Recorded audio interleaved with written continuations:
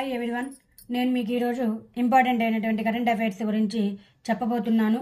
మీరు ఈ వీడియోని మొదటి నుండి చివరి వరకు ఎక్కడ స్కిప్ చేయకుండా చూసినట్లయితే ఈ కరెంట్ అఫైర్స్ మీకు అర్థమవుతుంది. అలాగే ఈ వీడియో మీకు నచ్చినట్లయితే లైక్ మరియు సబ్స్క్రైబ్ చేసుకున్నట్లయితే డైలీ కరెంట్ అఫైర్స్ మీకు నోటిఫికేషన్ రూపంలో అప్డేట్ అవుతూ ఉంటాయి. ఇవాళ వార్తల్లో ఉన్న ప్రాంతీయ తీవ్రవాద వ్యతిరేక నిర్మాణం ఏ అంతర్జాతీయ సంస్థకు సంబంధించినది? షాంఘై కోఆపరేషన్ ఆర్గనైజేషన్ సంస్థకు సంబంధించినది.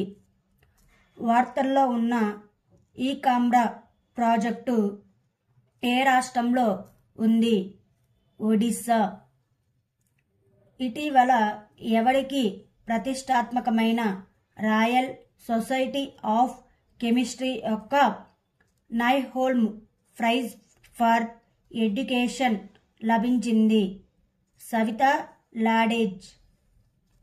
అర్జెంటీనా పేసో 50% విలువ తగ్గించడం వంటి కఠినమైన ఆర్థిక చర్యలను ఇటీవల ప్రకటించిన అర్జెంటీనా కొత్త అధ్యక్షుడు ఎవరు? Javier milli.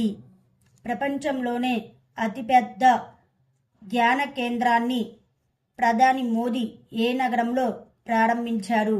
వారణాసి.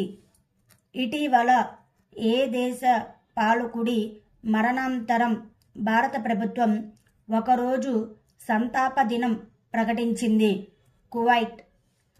టెస్ట్ క్రికెట్లో 500 లేదా అంతకంటే ఎక్కువ వికెట్లు తీసిన ప్రపంచంలో 8వ బౌలర్గా ఎవరు నిలిచారు? Nathan Lyon. అంటార్కిటికా యొక్క ఎత్తైన శిఖరం మౌంట్ విన్సన్ని ఇటీవల విజయవంతంగా అధిరోహించిన భారతీయుడు ఎవరు? షేక్ హసన్ ఖాన్. ఐపీఎల్ జట్టు ముంబై ఇండియన్స్ కొత్త కెప్టెన్గా ఎవరు నియమితులయ్యారు? హార్దిక్ పాండ్యా. ఇటీవల వార్తల్లో చూసిన బిన్సర్ వన్యప్రాణుల అభయారణ్యం ఏ రాష్ట్రంలో ఉంది? ఉత్తరాఖండ్. భారతదేశపు అత్యంత వేగవంతమైన సోలార్ ఎలక్ట్రిక్ బోట్ బర్రాకూడ ఎక్కడ ప్రారంభించబడింది? కేరళ. భారతదేశం మొదటి 15 రోజుల మంచు పండుగను ఏ రాష్ట్ర ప్రభుత్వం నిర్వహించింది? హిమాచల్ ప్రదేశ్.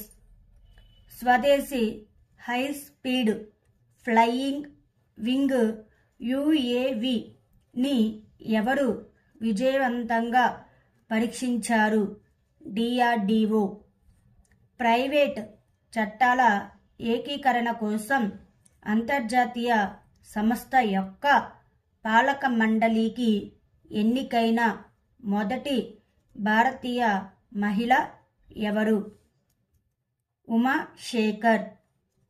ప్రపంచంలోనే ఎత్తైన ఫైటర్ ఎయిర్ ఫీల్డ్ ఎక్కడ నిర్మించబడుతుంది? లడఖ్.